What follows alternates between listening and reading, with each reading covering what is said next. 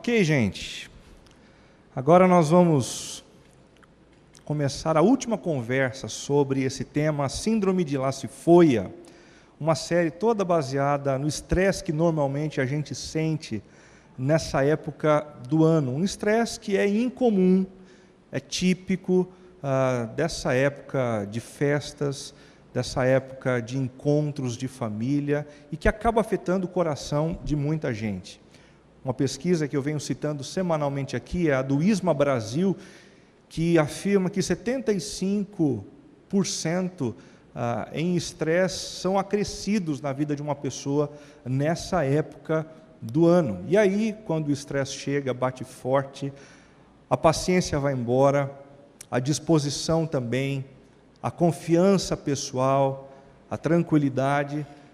Hoje nós vamos conversar sobre um outro problema que acontece no meio do estresse do final do ano. A alegria que acaba escorrendo no vão dos nossos dedos. É isso mesmo, a alegria que vai embora quando chega o momento das festas de final de ano. Uma pergunta: por que é que as pessoas tendem a perder a alegria durante as festividades de final de ano? Existem diversas teses a respeito disso. A primeira delas, que eu acho muito maldosa por sinal, é porque vai se aproximando o final do ano, vai chegando o momento de ouvir aquela musiquinha da Simone, né? Então é Natal, e o que você fez? Então o pessoal vai deprimindo, só de imaginar que vai ter que ouvir a musiquinha da Simone. Eu acho uma maldade fazer isso com ela. Tem gente que inclusive faz alguns memes na internet para pedir, por favor, Simone, não faça isso com a gente, né? Isso rouba a nossa alegria.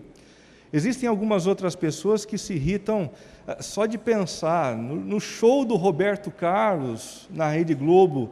Aí a alegria começa a se esvair pelo vão dos nossos dedos também, e algumas memes na internet mostram cenas como essa, que são ridículas, né? Coitado do Roberto Carlos, tão romântico, tão querido, tem tanta gente que acabou recebendo flores das próprias mãos dele durante os últimos anos, né?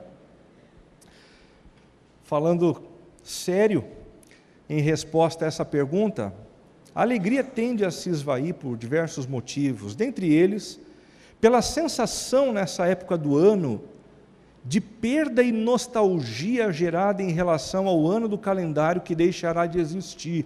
Eu não sei se isso é normal dentro da sua família, mas dentro da minha família, família italiana, onde todo mundo tem os sentimentos à flor da pele, tudo é muito doloroso, tudo é muito profundo. Então, quando vai chegando a época do ano, o pessoal fica triste e choroso, porque a gente vai perder 2016. Como se o ano de 2016 fosse um ente, fosse uma pessoa que vai deixar de existir e com o qual a gente não vai se encontrar mais. Que loucura! Mas isso acontece só na minha família. Existem pessoas que perdem a alegria nas festas de final do ano pela obrigatoriedade de nos sentirmos felizes, contrariando os sentimentos reais que nos envolvem. Você já percebeu isso? Muita gente se sente obrigada a ser feliz, porque tem festa e festa agendada. Tem gente desejosa em abraçar e desejar muitas felicidades, muita paz, muita alegria. E em muitos momentos a gente não chega no final do ano nessa vibe. O nosso coração tem outros sentimentos predominando dentro da gente, né? Então, é difícil demais essa obrigatoriedade. Em terceiro lugar, pela sensibilização exacerbada que tende a nos lembrar de episódios dramáticos e comoventes. Como a gente fica muito sensível nessa época do final do ano, a gente acaba fazendo uma ponte emocional com outros eventos que ao longo do ano passado ou de outros anos nos chacoalharam bastante. É por isso que às vezes vem a lembrança bastante forte de pessoas que a gente perdeu, ou então de um fracasso que a gente experimentou alguns anos atrás, aí bate forte, a gente chora, a gente fica nervoso, e algumas pessoas acabam inclusive deprimindo. Segundo Annalise Gigliotti, psiquiatra do Espaço Cliff, as festas de final de ano são um período fértil para a nossa depressão. É quando voltam à mente a perda de pessoas queridas, frustrações cotidianas e cai a ficha da ilusão das falsas expectativas. E o mundo lá fora vendendo felicidade. Há quem não suporte e se deixe abater. É muita pressão.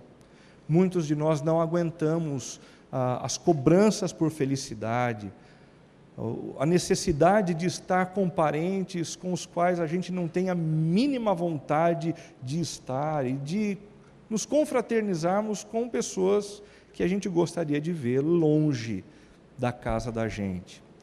Segundo Rodrigo Leite, Instituto de Psiquiatria da USP, o principal sintoma da depressão é o humor deprimido, que pode envolver sentimentos como tristeza, indiferença e desânimo. Todos esses sentimentos são naturais do ser humano, mas se somados a outros sintomas da doença e persistirem na maior parte do dia por ao menos 2 semanas, podem configurar um quadro de depressão. Nem toda tristeza que a gente sente nessa época de final de ano é sinônimo de depressão. Às vezes é uma tristezinha boba, tola, marota, que pegou a gente de surpresa. Às vezes é uma pitada de melancolia que deixa a gente meio desconcertado e depois de 1, 2 dias passa. Mas quando o sentimento represado vem à tona de tristeza, e essa tristeza se perpetua por 2, 3 semanas, durante a maior parte do dia, talvez a depressão tenha chegado no seu coração. Existem algumas estatísticas estarrecedoras sobre a depressão clínica. Dá uma olhadinha, por exemplo, nessa estatística da OMS, a Organização Mundial da Saúde, que afirma que a depressão atinge cerca de 7% da população mundial, algo em torno de 400 mil pessoas sofrendo de depressão, perdendo a vontade de fazer as coisas mais simples da vida, perdendo a vitalidade, perdendo a sua energia, a sua disposição de viver. Um estudo realizado numa universidade alemã afirma que a depressão é a doença mental mais limitante do mundo. Olha só que interessante, nessa mesma pesquisa, os cientistas afirmam que as doenças mentais são mais limitadoras do que as doenças físicas. E dentre as doenças mentais limitadoras, a depressão é a rainha. É aquela que mais prejudica, é aquela que mais engessa, é aquela que mais impede a fluência da vida na sua beleza e na sua poesia. Apesar disso, inúmeras igrejas evangélicas insistem em negar a depressão como uma doença qualquer. Só tem um problema maior do que você ter depressão. É ter depressão sendo membro de algumas igrejas evangélicas por aí.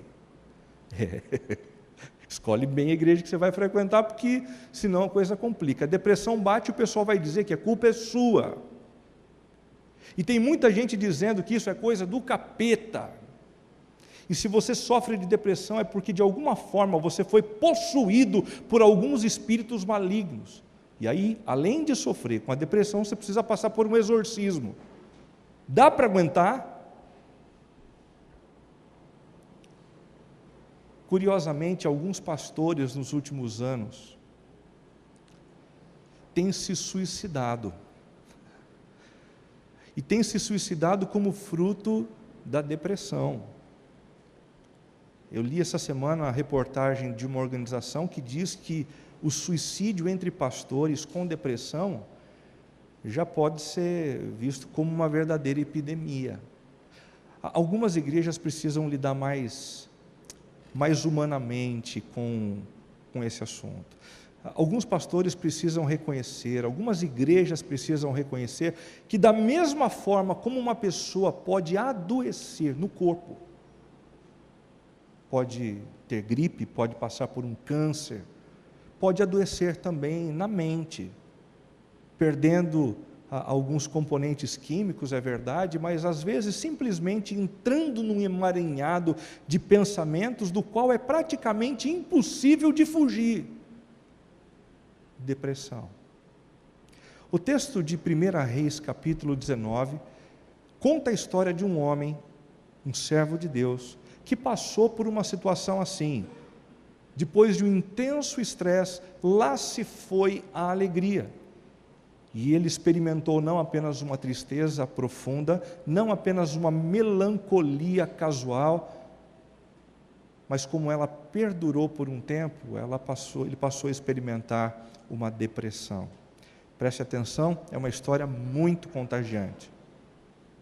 Ora, Acabe contou a Jezabel tudo o que Elias tinha feito e como havia matado todos aqueles profetas à espada. Por isso Jezabel mandou um mensageiro a Elias para dizer-lhe que os deuses me castiguem com todo o rigor, caso amanhã, nessa hora, eu não faça com a sua vida o que você fez com a deles. Elias teve medo e fugiu para salvar a vida. Em Berseba de Judá, ele deixou o seu servo e entrou no deserto caminhando um dia. Chegou a um pé de giesta, sentou-se debaixo dele e orou pedindo a morte. Já tive o bastante, Senhor, tira a minha vida. Não sou melhor do que os meus antepassados. Depois se deitou debaixo da árvore e dormiu. De repente um anjo tocou nele e disse: levante-se e coma. Elias orou ao redor e ali junto à sua cabeça havia um pão assado sobre brasas quentes e um jarro de água. Ele comeu, bebeu e deitou-se de novo. O anjo do Senhor voltou, tocou nele e disse: levante-se e coma, pois a sua viagem será muito longa. Então ele se levantou, comeu e bebeu, fortalecido com aquela comida, viajou 40 dias e 40 noites, até que chegou a Horebe, o monte de Deus. Ali entrou numa caverna e passou a noite. E a palavra do Senhor veio a ele: o que você está fazendo aqui, Elias? Ele respondeu: tenho sido muito zeloso pelo Senhor dos exércitos. Os israelitas rejeitaram a tua aliança, quebraram os teus altares e mataram os teus profetas à espada. Sou o único que sobrou e agora também estão procurando matar-me. O Senhor lhe disse: saia e fique no monte na presença do Senhor, pois o Senhor vai passar. Então veio um vento fortíssimo que separou os montes e esmigalhou as rochas diante do Senhor, mas o Senhor não estava no vento. Depois do vento houve um terremoto, mas o Senhor não estava no terremoto. Depois do terremoto houve um fogo, mas o Senhor não estava nele. E depois do fogo houve o murmúrio de uma brisa suave. Quando Elias ouviu, puxou a capa para cobrir o rosto, saiu e ficou à entrada da caverna. E uma voz lhe perguntou: o que você está fazendo aqui, Elias? Ele respondeu: tenho sido muito zeloso pelo Senhor, Deus dos exércitos. Os israelitas rejeitaram a tua aliança, quebraram os teus altares e mataram os teus profetas à espada. Sou o único que sobrou e agora também estão procurando matar-me. O Senhor lhe disse: volte pelo caminho por onde veio e vá para o deserto de Damasco.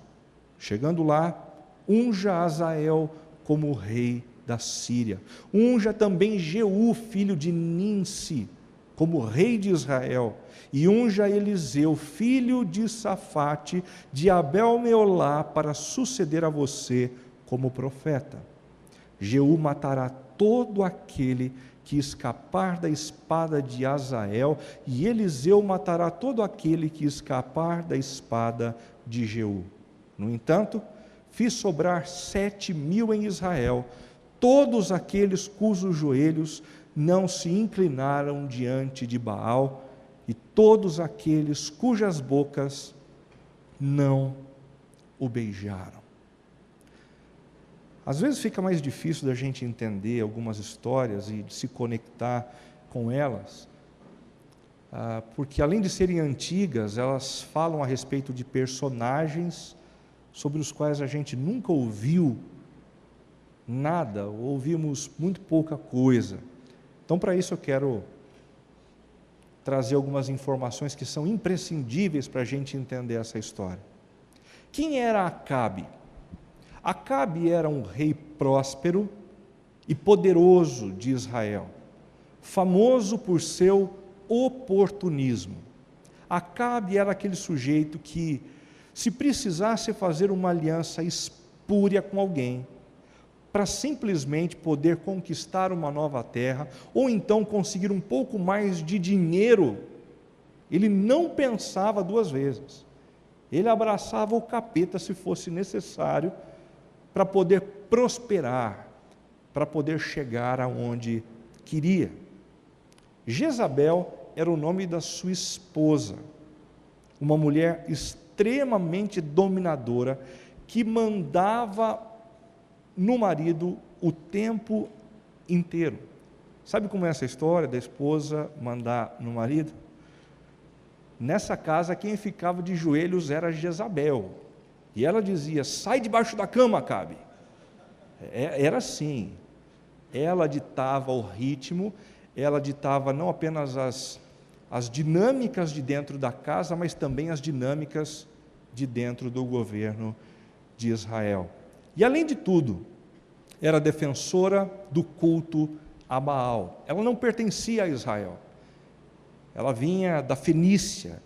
E como fruto de uma das parcerias espúrias de Acabe, ele se casou com Jezabel, e Jezabel trouxe alguns costumes que eram bastante estranhos dentro do povo de Deus, como por exemplo a adoração a essa entidade criada por eles, chamada de Baal. Alguns sacrifícios humanos eram feitos para Baal, e então os israelitas tiveram que começar a sacrificar alguns dos seus próprios parentes, para se sentirem perdoados diante de Baal. Uma verdadeira atrocidade dentro do povo do Senhor.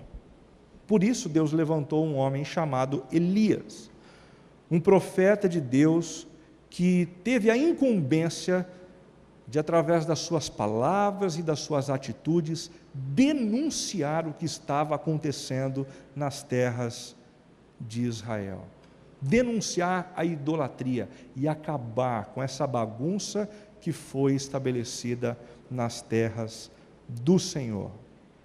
Esse profeta fez inúmeras coisas importantes e significativas.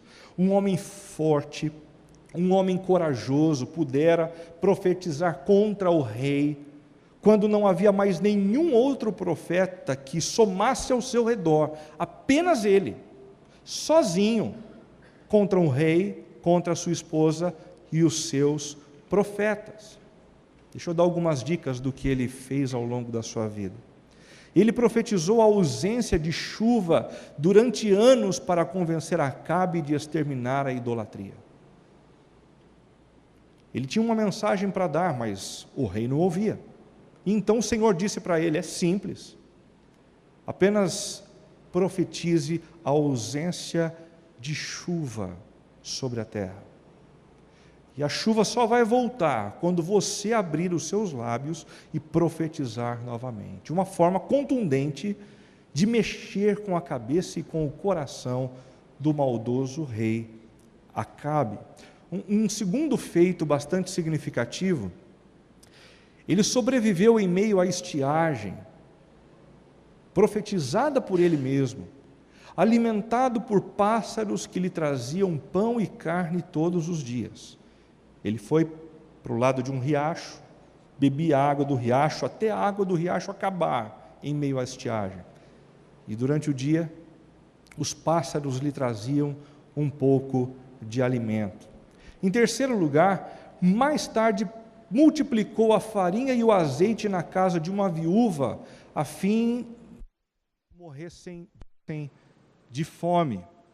Ele foi até a casa dessa viúva e pediu comida. Ela disse: espera um pouquinho, você está pedindo comida para mim, no meio de uma situação de calamidade pública como essa? Eu tenho muito pouca farinha, muito pouco azeite, talvez essa seja a nossa última refeição. E Elias diz assim: não, se você me alimentar, não faltará farinha e não faltará azeite nessa casa. Um bolo foi preparado, Elias, a viúva e seu filho foram alimentados. E no outro dia, quando eles foram olhar a vasilha, tinha comida ali, tinha farinha, tinha azeite. E Deus foi multiplicando as condições de sustento daquela casa. Em quarto lugar, quando o filho dessa viúva ficou doente e morreu, Elias chamou ao Senhor,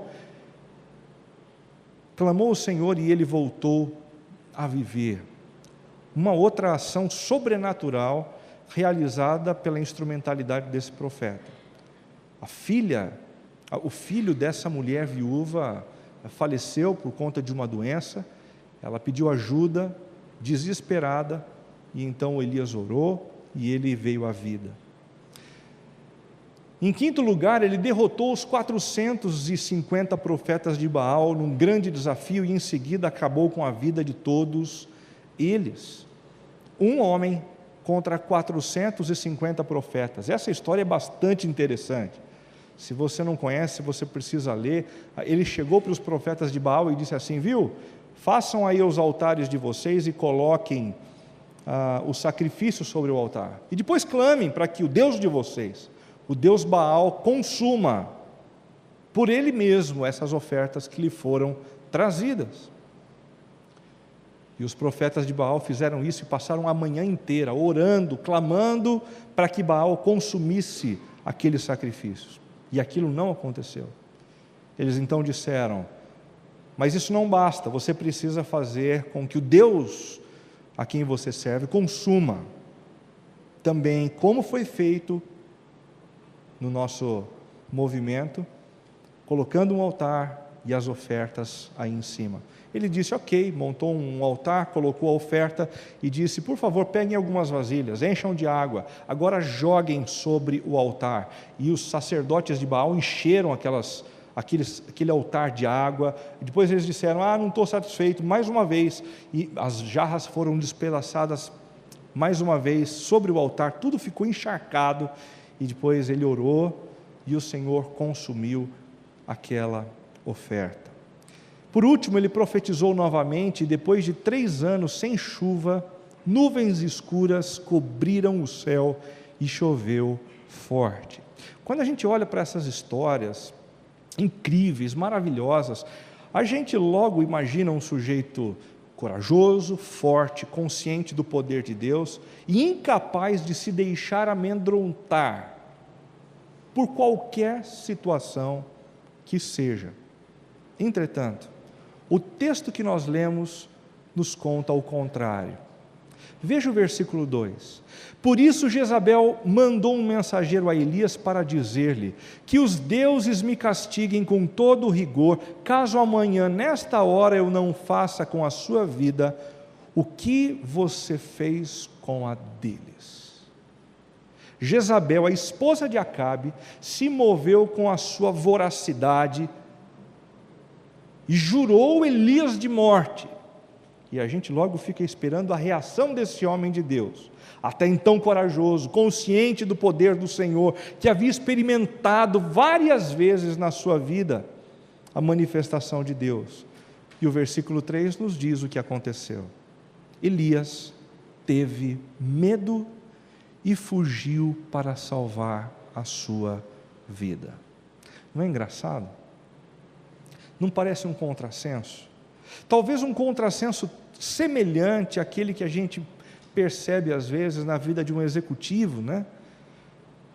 Que durante anos mata um leão por dia na empresa, enfrenta os problemas, luta contra a crise econômica, mas quando se depara com um problema dentro de casa, sente as pernas tremendo, vontade de sair correndo, de sumir, porque não aguenta lidar com aquilo. Ou então com aquela dona de casa, que trabalha pra caramba, cuida dos filhos, não consegue parar um minuto sequer, mas que diante de um problema de relacionamento com alguém, começa a sentir vontade até mesmo de morrer. Nós somos assim, nós somos inconstantes, o nosso humor varia, e dependendo das circunstâncias que a gente enfrenta, vez ou outra a gente se sente abalado. Quais são as evidências da depressão clínica na vida de Elias? Em primeiro lugar, as iniciativas de isolamento. Em Berseba de Judá, ele deixou o seu servo e entrou no deserto, caminhando um dia. Meu servo, por favor, fique aqui. Naquela época, os profetas tinham um amigo, um companheiro, a quem eles ensinavam o ofício. E ele, no meio dessa crise, disse: eu não quero a sua companhia, por favor, me deixe sozinho. Essa é uma das evidências da depressão na vida de uma pessoa. Não quero mais ficar perto de ninguém, não quero mais conversar com ninguém, não quero mais participar de festa alguma. Iniciativa de isolamento. Segundo lugar, anseios de morte. Isso mesmo, um profeta de Deus tendo vontade de ver o fim da própria vida. Foi o que aconteceu com Elias. Chegou a um pé de giesta, sentou-se debaixo dele e orou pedindo a morte. Um homem de Deus, profeta, líder de uma empreitada contra um rei maldoso e idólatra, agora tomado por um anseio de morrer, de ver acabar sua vida. Em terceiro lugar, a autoestima danificada. Já tive o bastante, Senhor, tira a minha vida, não sou melhor do que os meus antepassados. No meio desse sentimento de depressão, ele foi sentindo o seu valor ir embora. Ele já não se via mais como alguém forte, ele já não se via mais como alguém importante, ele já não se via como alguém que era digno da ajuda e do socorro do próprio Deus. Sonolência incontida é a quarta evidência que a gente encontra aqui. Depois se deitou debaixo da árvore e dormiu, e dormiu, e dormiu. Não aquele sono repousante que nos faz levantar depois de algumas horas feliz, alegre e recomposto, mas aquele sono que nos incomoda mesmo depois de algumas horas. A gente acorda e sente vontade de voltar para a cama, como uma espécie de fuga da realidade e dos sentimentos que nos apavoram. Depressão, depressão. Depressão alcançando um homem que amava o Senhor, isso mesmo. Se você tem sido alvo de depressão, se você tem sofrido disso, ou conhece alguém que está sofrendo, está passando por uma situação semelhante, lembre-se, grandes homens de Deus no passado já passaram por isso. Me desculpem a expressão, depressão não é frescura. Depressão não é coisa que se resolve com um chacoalhão, com um banho de água gelada, ou com um novo desafio, ou com um prato gostoso num restaurante. Depressão é um problema sério que afeta milhares de pessoas no mundo e que tem sido reconhecida, como nós vimos há pouco, na doença mental que mais nos paralisa e limita no presente: depressão. Depressão.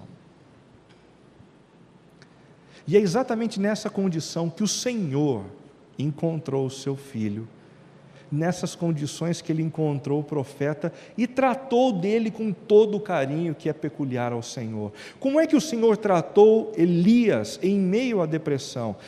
Em primeiro lugar, enviando-lhe um anjo.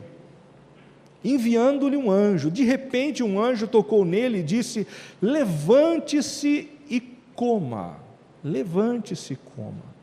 Tudo o que um depressivo quer é ficar sozinho, longe da companhia dos parentes, dos amigos e com qualquer pessoa que possa perceber o seu estado repleto de calamidade. Mas um depressivo sempre precisa de alguém.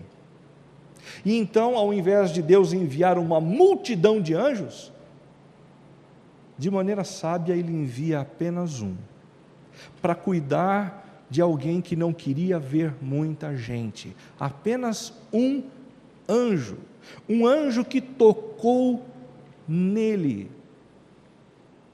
E aqui eu percebo o anjo do Senhor oferecendo carinho àquele que precisava ser acolhido.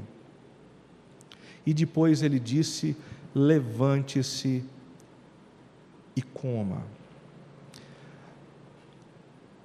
Eu não quero gastar muito tempo hoje conversando sobre anjos com vocês. Isso a gente vai fazer ao longo do próximo mês, durante as festividades de Natal. Mas às vezes a gente encara os anjos como sendo apenas aqueles seres celestiais que são enviados por Deus e que não têm forma humana, mas muitas vezes Deus envia anjos pessoais, que se aproximam com carinho, com um toque suave, e suprindo as nossas necessidades de uma forma muito carinhosa. A gente não sabe ao certo o que aconteceu nesse episódio. Fato é que Deus providenciou alguém que foi importante naquele momento de sofrimento na vida de Elias. Em segundo lugar, o Senhor tratou a sua depressão alimentando-o adequadamente. Elias olhou ao redor e ali junto à sua cabeça havia um pão assado sobre brasas. Gente, eu leio esse texto todas as vezes e eu me surpreendo sempre com o cuidado de Deus. Não apenas pão, mas imagina aqui comigo: pão aquecido sobre brasas quentes, um pão quentinho. Não existe nada mais gostoso do que pegar um pão quentinho na padaria. Como a gente se sente bem, como a gente se sente devidamente alimentado. É exatamente o que o Senhor fez ao seu servo no meio da depressão, sem nenhum questionamento, sem nenhuma repreessão, mas oferecendo pães quentes sobre brasas e um jarro de água geladinha, do jeito que Elias gostava.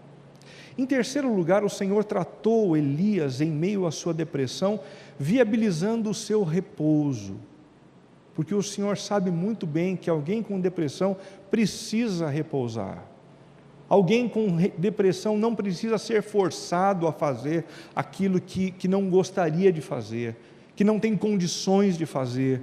Então ele comeu, bebeu e deitou-se de novo, para dormir, repousar, descansar. Em terceiro lugar, o Senhor tratou a depressão de Elias, dialogando terapeuticamente com ele. Olha que interessante. E a palavra do Senhor veio a ele: o que você está fazendo aqui, Elias?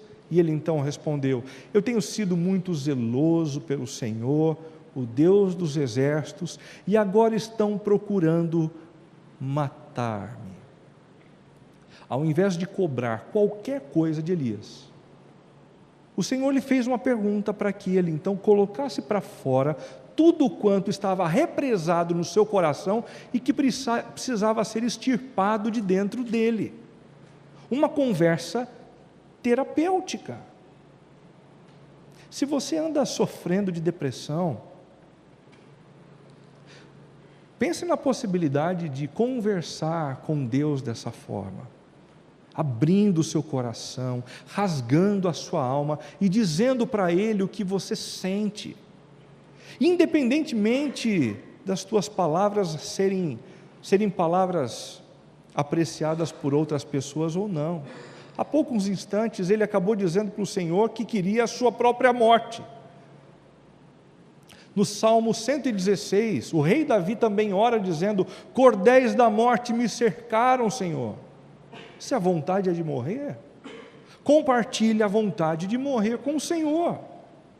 Se a vontade é de não cruzar com mais ninguém, compartilhe essa necessidade com o Senhor, para que terapeuticamente Ele te trate. Agora, uma das formas da gente tratar terapeuticamente a nossa tristeza e a nossa depressão é procurando também alguns amigos que possam conversar com a gente nesse nível, e em outros momentos, um terapeuta, por que não? Deus tem usado a vida de muitos terapeutas por aí, para abençoarem ricamente a vida das pessoas. Se você precisa de um terapeuta, não se constranja. Não se deixe envolver por essa espiritualidade que existe por aí, que nega a realidade concreta da depressão e a necessidade de tratá-la. Em quinto lugar, o Senhor tratou a depressão de Elias, reposicionando-o espiritualmente. O Senhor lhe disse: saia da caverna, Elias, e fique no monte na presença do Senhor, pois o Senhor vai passar. O próprio Senhor acabou tratando de mexer com a posição de Elias, os hábitos de Elias, a fim de que ele se colocasse de tal forma a perceber um movimento de Deus na sua direção. Você anda sofrendo de depressão já há algum tempo? Reposicione sua vida. Empenhe-se para ouvir a ministração da palavra de Deus. Essas coisas enchem o nosso coração de uma alegria que não pode ser produzida por nada sintético. Procure o Senhor, feche a sua porta no quarto, converse com o Senhor, isso te ajuda, isso te fortalece. Dos braços do Senhor a gente recebe o conteúdo que nos mantém de pé. Posicione-se diferentemente, pois o Senhor vai passar Elias. Em sexto lugar, movendo-se até ele suavemente. Olha que interessante. Então veio um vento fortíssimo, mas o Senhor não estava no vento. Houve um terremoto, mas o Senhor não estava no terremoto. Depois, um fogo, mas o Senhor não estava nele. E depois, houve o murmúrio de uma brisa suave. E foi através de uma manifestação suave que o coração de Elias começou a encontrar o caminho do retorno. Foi através de uma manifestação muito simples de Deus que algo profundo aconteceu com o coração dele. A gente precisa abrir mão dessa expectativa de ver coisas grandiosas acontecendo. Uma árvore caindo para a gente ter a convicção de que Deus está por perto. Uma oração sendo respondida com um sinal estarrecedor para a gente dizer: é verdade, Deus está por aqui e está interessado na minha vida.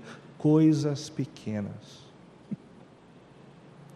Coisas pequenas como um cicio tranquilo e suave vindo da parte de Deus.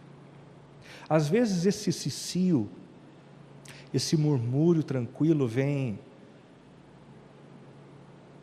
do olhar de alguém que simplesmente não nos repreende e nos acolhe. Às vezes esse cicio vem através de uma palavra querida, de alguém que se importa com a gente e não nos cobra da situação que a gente está enfrentando. Às vezes esse cicio vem quando a gente simplesmente está desesperado no quarto de casa e o Senhor do nada faz reaquecer o nosso coração. Coisas simples, que nos fazem perceber o Senhor por perto e começam a startar um processo de resgate da nossa saúde emocional. E em sétimo lugar, como o Senhor tratou Elias em meio à depressão? Demonstrando calma e paciência. Muita gente que lê esse texto acaba passando desapercebido por esse momento. Muita gente acaba dizendo que o cicio, o murmúrio de Deus no coração daquele homem em depressão, acabou com os seus problemas. Esse não foi o caso aqui. Mais uma vez o Senhor se aproxima de Elias e pergunta a ele: o que você está fazendo aqui, Elias? Espera um pouquinho, essa pergunta já havia sido feita há pouco tempo atrás. E quanto à resposta? Eu tenho sido muito zeloso pelo Senhor, o Deus dos exércitos, e agora estão procurando matar-me. A resposta foi a mesma, e curiosamente o Senhor, pacientemente, revisava o mesmo processo de pergunta e de ouvir os desabafos de Elias. A gente não cura a depressão como quem aperta um botão e acende uma luz. Depressão é um processo longo, que requer pessoas com paciência por perto. Assim como Deus é paciente com a gente e não nos pressiona para que a gente abandone um sentimento sobre o qual a gente não tem nem mesmo controle. Com calma, com paciência. O que você está fazendo aqui, Elias? Talvez essa palavra pudesse ser dita para você hoje, né? O que você está fazendo aqui, Marcelo? O que você está fazendo aqui, Ana? O que você está fazendo aqui, Ricardo?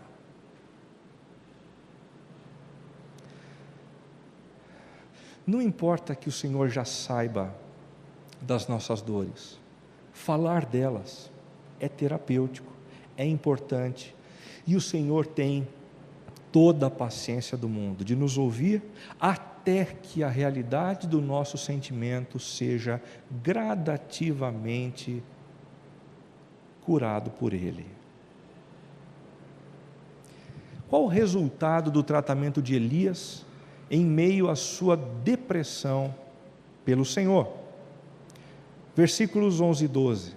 O Senhor lhe disse: volte pelo caminho por onde veio e vá para o deserto de Damasco. Chegando lá, unja Azael como rei da Síria, unja também Jeú, filho de Ninsi, como rei de Israel, e unja Eliseu, filho de Safate, de Abel-meolá, para suceder a você como profeta. Jeú matará todo aquele que escapar da espada de Azael, e Eliseu matará todo aquele que escapar da espada de Jeú. Um leitor desatento vai dizer assim: glória a Deus, a depressão foi curada e agora ele voltou ao seu trabalho, como se nada tivesse acontecido. Mas não foi o que aconteceu. Ele retomou sim algumas das suas atividades, mas não mais a fazer o que ele fazia antes, não mais a lutar contra Acabe, não mais a lutar contra Jezabel. Ore por algumas pessoas, derrame azeite sobre a cabeça de outras pessoas, mas a partir de agora, Elias, você é parte mais frágil dentro do meu corpo, dentro da minha família, e precisa se envolver com coisas que não exijam demais de você. Quando Deus trata alguém de depressão, às vezes, Ele trata de tal forma a tirar totalmente os sintomas e o sofrimento, fazendo com que a pessoa se sinta completamente livre para voltar para as suas atividades normais, como se nada tivesse acontecido. Deus pode fazer isso, Renato? Ele pode. Deus tem feito isso? Tem, e eu tenho visto Deus fazer isso. Mas nem sempre. E por que não? Não sei. Não sei. Mas isso me faz lembrar da história de um homem chamado Paulo, que diante de uma doença terrível, orou ao Senhor 3 vezes pedindo a libertação do seu problema. Pela excelência das revelações, foi-me dado um espinho na carne, a saber, um mensageiro de Satanás para me esbofetear, a fim de não me exaltar. Acerca do qual 3 vezes orei ao Senhor para que se desviasse de mim, e disse-me: a minha graça te basta, porque o meu poder se aperfeiçoa na fraqueza. Em alguns casos, Deus simplesmente diz não, e não explica o porquê. Mas Ele não nos nega o pão quentinho, Ele não nos nega a água que a gente precisa para matar a sede, Ele não nos nega um diálogo franco e terapêutico, Ele não nos nega anjos que nos protegem e que cuidam de nós, e Ele acaba usando essa situação de fraqueza para crescer dentro de nós de uma maneira que nós não experimentaríamos de outra forma. Por isso sinto prazer nas fraquezas, diz Paulo, nas injúrias, nas necessidades, nas perseguições, nas angústias por amor de Cristo, porque quando estou fraco, então eu sou forte. Porque quando estou fraco, então eu sou forte. É engraçado o apóstolo Paulo dizer essa última frase, porque ele não afirma que quando ele é fraco, ele é forte, mas que quando ele está fraco, ele é forte. O que essa frase me ensina é que Paulo compreendia o seu estado de limitação como um estado temporário, e temporário por uma única razão. Paulo cria, como afirmou na sua própria carta, que um dia ele seria plenamente restabelecido por Deus, quando ele o encontrasse na eternidade. Aquilo que Deus pode fazer por uma pessoa não se resume na história. Existem coisas que a gente vai ver Deus fazendo por nós em resposta aos nossos clamores mais profundos, que a gente só vai perceber na eternidade. E nem por isso o impacto da resposta será menor, porque a alegria proporcionada pela resposta de Deus na eternidade será também eterna. Confie no Deus a quem você serve, confie no Senhor a quem você entregou a sua própria vida, mesmo em meio aos sinais de depressão, mesmo em meio a uma angústia profunda. Vai chegar o dia em que o Senhor vai curá-lo plenamente, para que você desfrute de uma eternidade com apenas sentimentos de alegria no seu coração. Concluindo, se neste final de ano a alegria for embora e der lugar à melancolia, sabe, aquela tristeza boba, que não é depressão, é sei lá o que, deixou a gente meio errado, deixou a gente meio sem graça. Não se sinta na obrigação de estar feliz o tempo todo. Tenha paciência com você mesmo. Essas coisas acontecem. A cabeça da gente às vezes nos prega algumas peças. Viu? Tenha paciência com você. Tenha paciência com quem tem melancolia perto de você. Isso ajuda bastante. Seja um anjo de Deus para quem sofre de melancolia perto de você. Não se sinta na obrigação de estar feliz o tempo todo. E por último, se neste final de ano a depressão, mais do que a melancolia, a depressão profunda, tomar conta do seu coração, e isso é possível mesmo que você esteja ligado ao Senhor. Às vezes a gente adoece.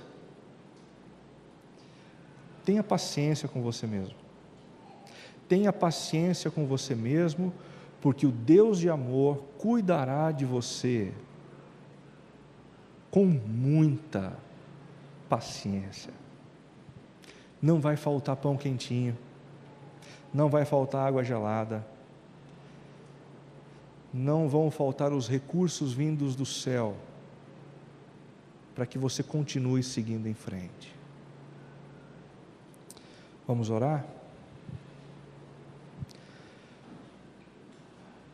Pai, em nome de Jesus, nós entregamos as nossas vidas nas Tuas mãos, crendo que o Senhor é a melhor pessoa para cuidar de nós e daqueles a quem amamos. Fortalece-nos, Pai, em meio à nossa melancolia e até mesmo em meio à depressão. Posiciona-nos, ó Deus, de uma forma a sermos inspirados e impactados com a Tua presença. Ainda que essa manifestação venha até nós de maneira muito sutil, tal qual foi na vida de Elias, através de um murmúrio, um cicio tranquilo, que iniciou um processo bonito de restauração das suas emoções. Em Cristo Jesus é que nós oramos. Amém, Senhor.